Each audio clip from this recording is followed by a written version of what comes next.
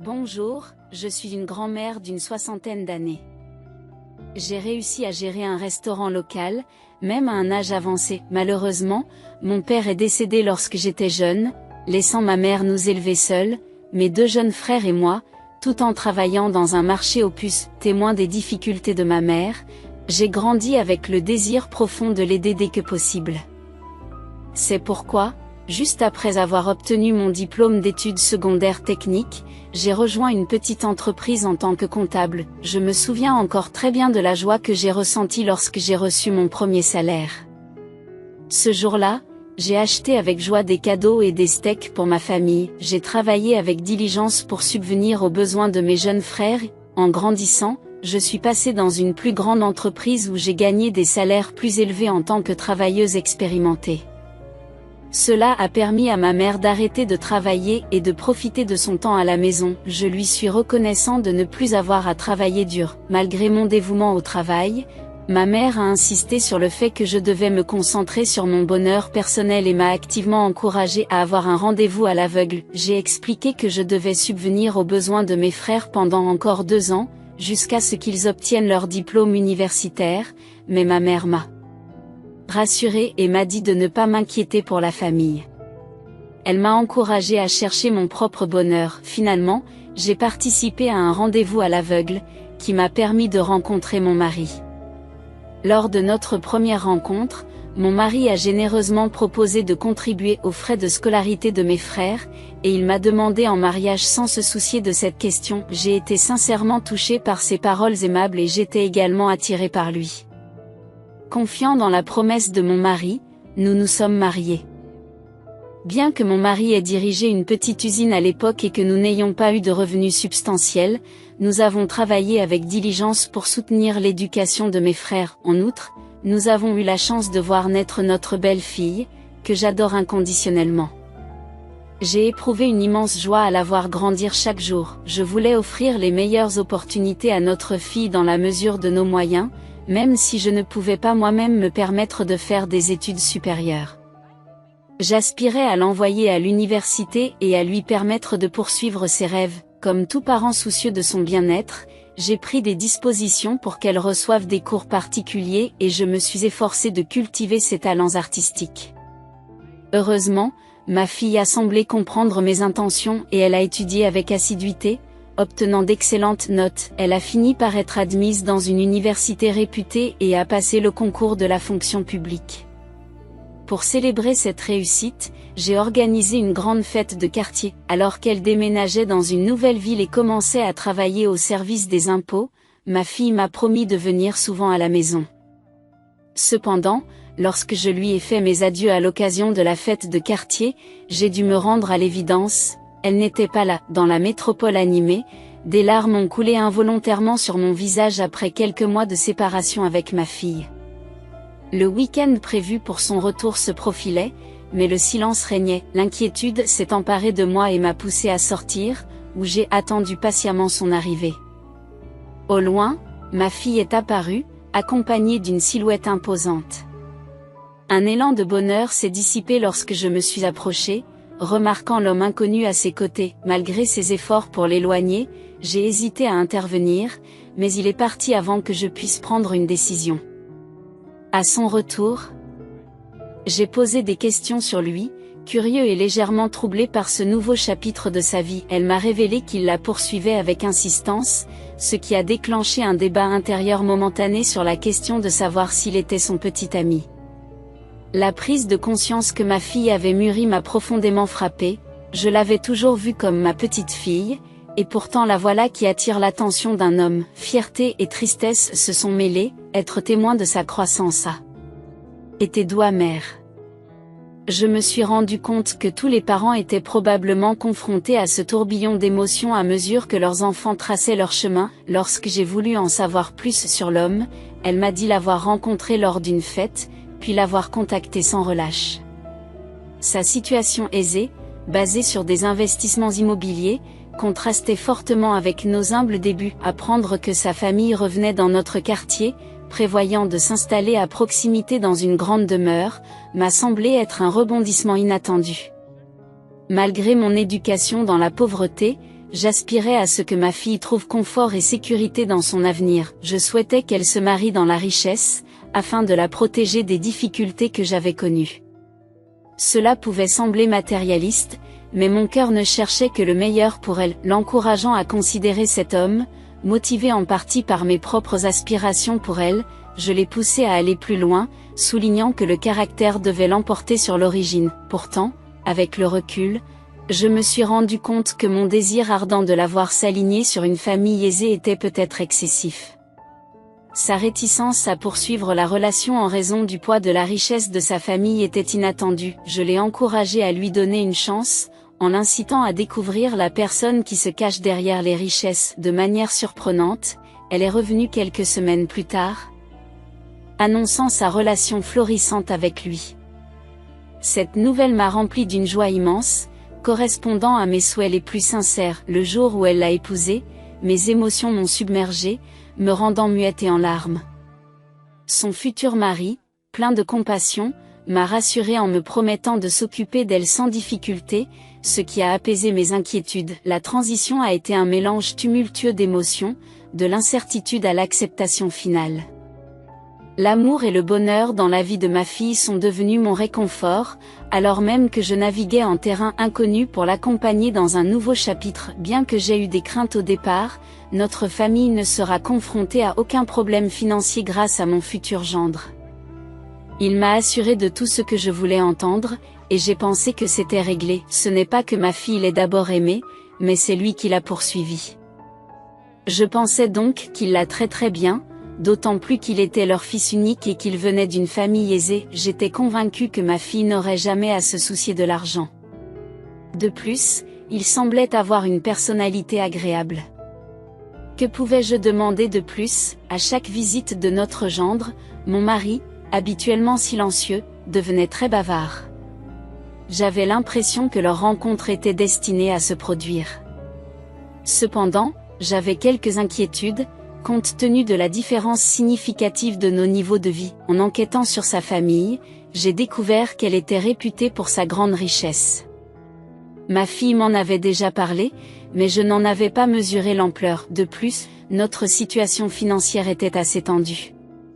Je me demandais si nous serions en mesure de répondre aux exigences financières de nos futurs beaux-parents lors des préparatifs du mariage. Je craignais également que ma fille soit méprisée en raison de sa situation financière. Il semble que notre gendre ait remarqué mes inquiétudes, car il m'a rassurée en disant « Maman, nous avons décidé de préparer le mariage nous-mêmes. S'il vous plaît, ne vous préoccupez de rien, sauf de nous aider à choisir les meubles pour notre maison de jeunes mariés. » Nous nous étions déjà mis d'accord sur ce point dès le début.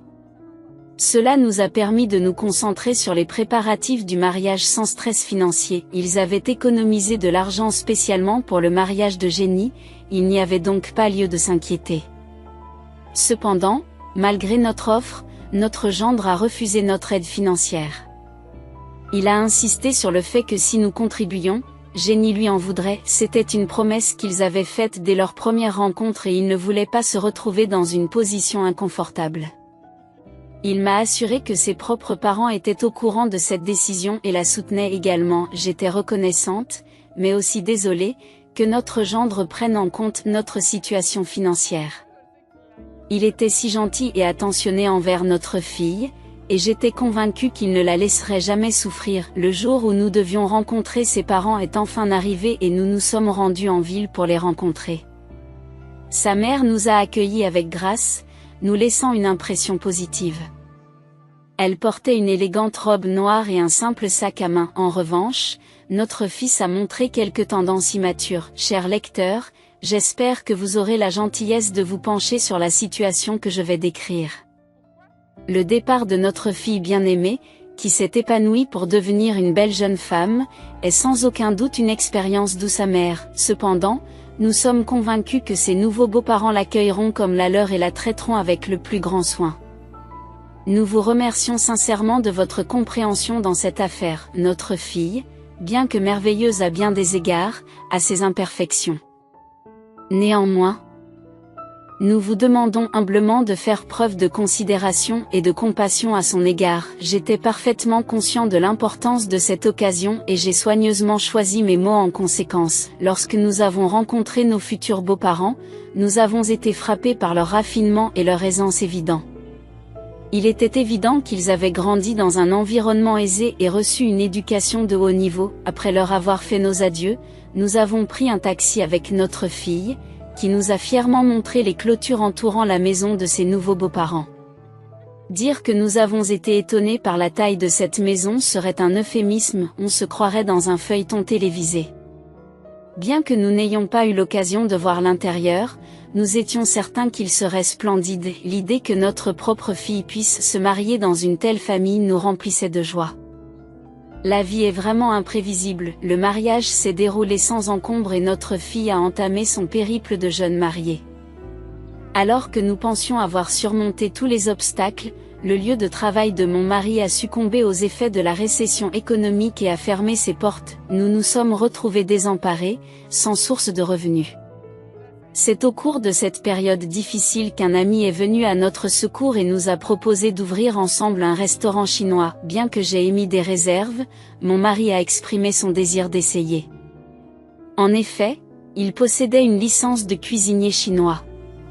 C'est ce fait qui a incité notre ami à nous contacter. Je plaisantais souvent sur le fait que mon mari ouvrirait un restaurant lorsqu'il me préparait des repas. Cependant, lorsque j'ai été confronté à la réalité de l'ouverture d'un restaurant, je n'ai pas pu m'empêcher de m'inquiéter. Cuisiner à la maison et cuisiner pour un restaurant sont deux activités très différentes. Pour apaiser mes inquiétudes, mon mari m'a rassuré en me disant que ce n'était pas un domaine totalement nouveau pour lui.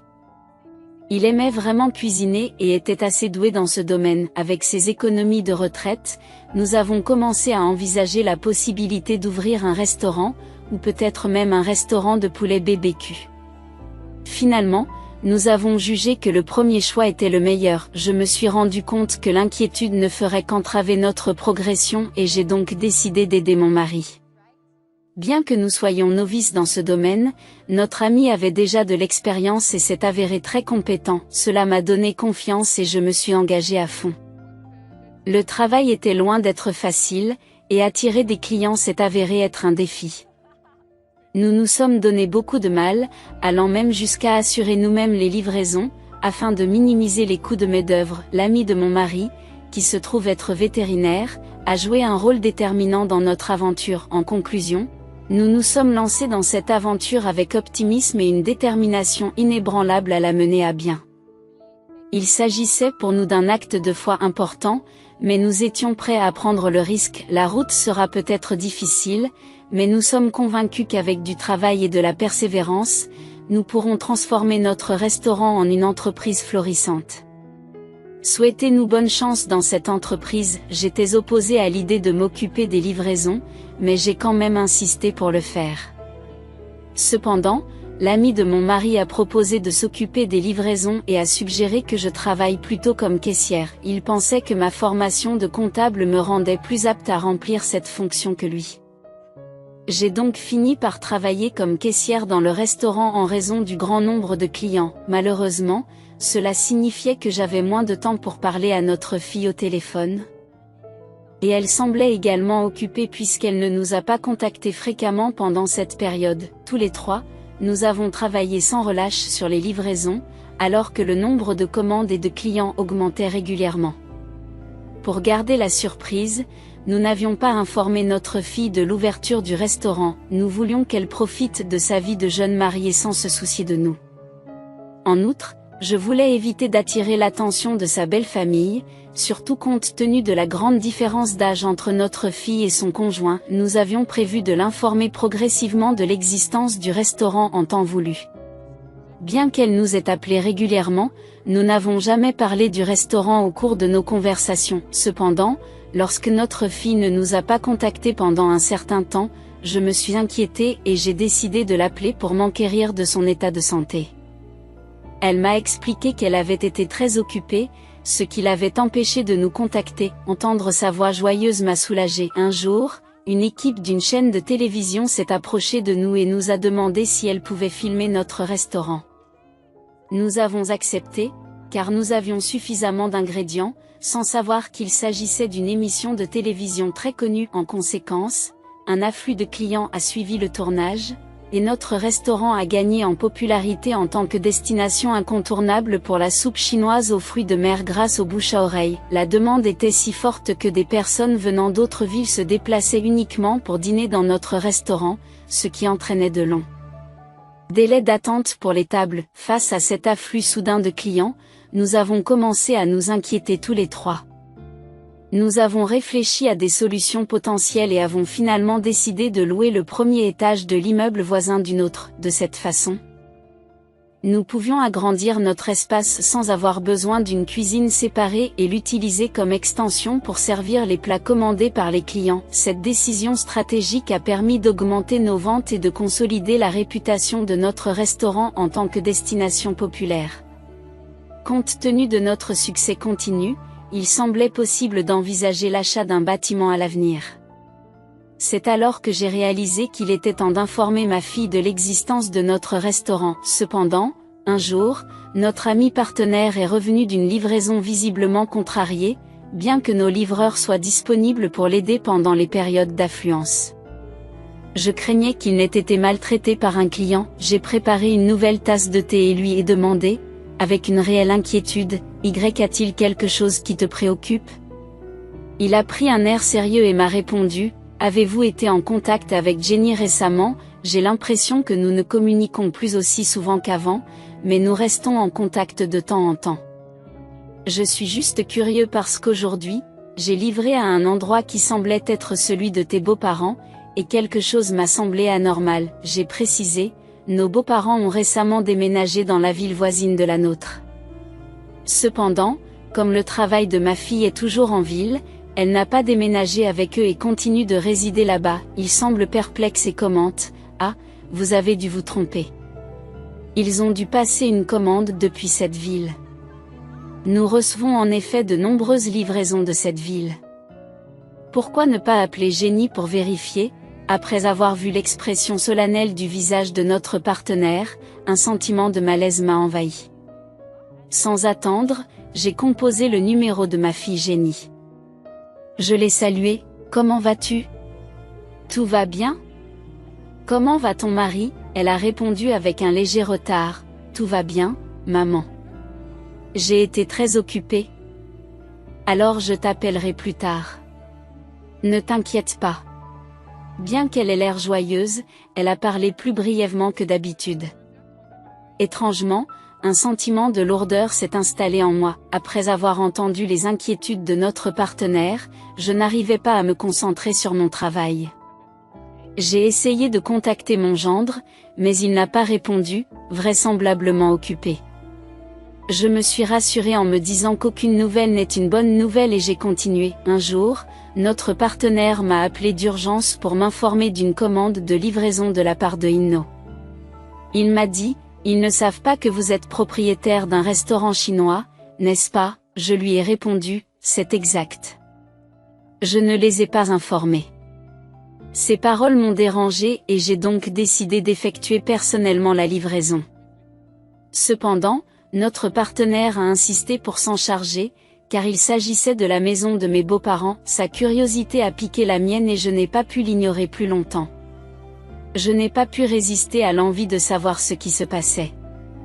Il semblait avoir passé une commande importante avec des plats coûteux, les clôtures entourant la propriété étant trop hautes pour que je puisse voir au-delà.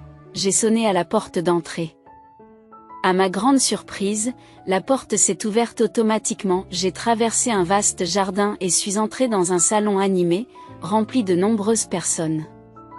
Tout en disposant les plats sur la table, j'ai jeté un coup d'œil discret autour de moi et j'ai eu du mal à croire ce que j'ai vu. Ma fille, qui était censée être au travail, était à genoux, en train de nettoyer les escaliers avec une serpillière. Pendant ce temps, les invités dans le salon étaient plongés dans leur plaisir.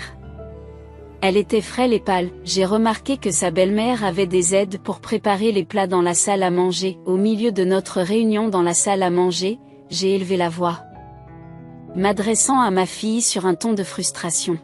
« Possèdes-tu une once de bon sens ?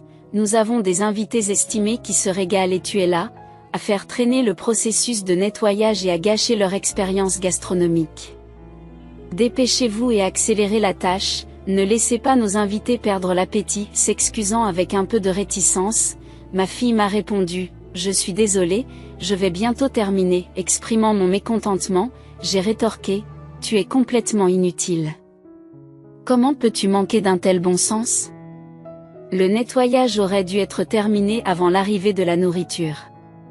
Dois-je vous guider à chaque étape? Tu as réussi à passer l'examen de fonctionnaire, mais il semble que tu aies eu besoin de quelqu'un d'autre pour le passer à ta place. Si mon fils n'avait pas menacé de s'automutiler, je n'aurais pas toléré une telle incompétence dans notre famille. Reconnaissant son erreur, ma fille a proposé, je monterai à l'étage et je le finirai plus tard. Frustrée, j'ai insisté, non, fais-le maintenant. Termine ce que tu as commencé. Il est inacceptable de le laisser inachevé. C'est précisément pour cette raison qu'il faut examiner attentivement les antécédents familiaux avant le mariage. Tu n'as rien appris en grandissant dans une famille défavorisée. Vous auriez dû au moins faire preuve d'assiduité. Votre inaptitude explique pourquoi votre mari a peut-être une liaison. Si vous boudez toute la journée, comment peut-il se consoler en rentrant à la maison? Critiquant son éducation, j'ai poursuivi, vos parents n'ont pas été prévoyants. Ils t'ont marié sans rien et n'ont même pas pris la peine de se montrer depuis que nous avons déménagé. L'étiquette exige qu'ils nous saluent, ce manque de savoir-vivre est évident chez toi. Allez-y, car vous avez besoin des conseils d'une belle-mère. Stupéfaite et sans voix par les mots durs de la belle-mère de ma fille, j'ai serré nerveusement l'assiette. Réalisant que notre partenaire avait dû entendre, j'ai regretté mon inconscience. Je me suis reproché de manquer de sensibilité maternelle. Déterminée à sauver ma fille de cette situation, j'ai décidé de m'occuper de la nourriture que j'avais entre les mains. En le déballant, je me suis approchée de ma belle famille et je l'ai versé sur ses cheveux. Sous le choc, elle s'est exclamée, « Tu es folle !» Sans me décourager, j'ai pris un seau d'eau sale et l'ai aspergé sur son visage. « Maintenant, ça va ? Tu as peur que ton visage épais soit souillé ? Elle me reconnaît et proteste, « Qu'est-ce que c'est ?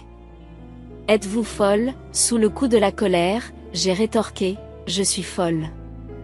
Comment osez-vous rabaisser ma précieuse fille et me demander de rester calme ? Fais attention à ce que tu dis quand tu parles de son ignorance par rapport à la tienne. Oh, fils de pute, tu te crois meilleur que nous ? Comment quelqu'un d'aussi âgé peut-il ne pas avoir de travail ? Comment osez-vous comparer votre fils paresseux, qui dépend de ses parents, à ma fille, qui travaille pour le gouvernement? Voulez-vous vraiment sortir et demander aux gens dans la rue qui est le meilleur? Ce n'est pas parce que vous avez de l'argent sale que vous pensez pouvoir agir avec hauteur et puissance, mais tu ne peux pas cacher ton horrible personnalité derrière ta richesse, espèce d'ordure. Puis elle m'a crié dessus, me demandant ce que j'avais dit.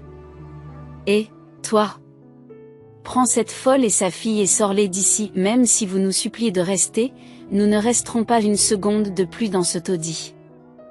J'ai sorti notre fille de cette maison et j'ai appelé un taxi pour qu'il nous ramène chez nous. Je sanglotais tout le long du trajet, j'avais l'impression d'avoir poussé ma fille dans cet enfer, j'avais envie de me gifler pour avoir été aveuglée par l'argent et avoir soumis ma fille à ce cauchemar. L'idée que notre fille puisse vivre avec ces gens horribles me rendait folle. J'étais tellement déçue d'avoir bêtement pensé que ma fille serait heureuse de vivre une vie de luxe dans cette maison luxueuse. L'argent n'est pas synonyme d'intégrité. Je le regrettais profondément. Lorsque nous sommes rentrés à la maison, j'ai serré notre fille dans mes bras et j'ai pleuré. Elle s'est excusée de m'avoir fait peur, mais je lui ai dit de ne pas s'en vouloir.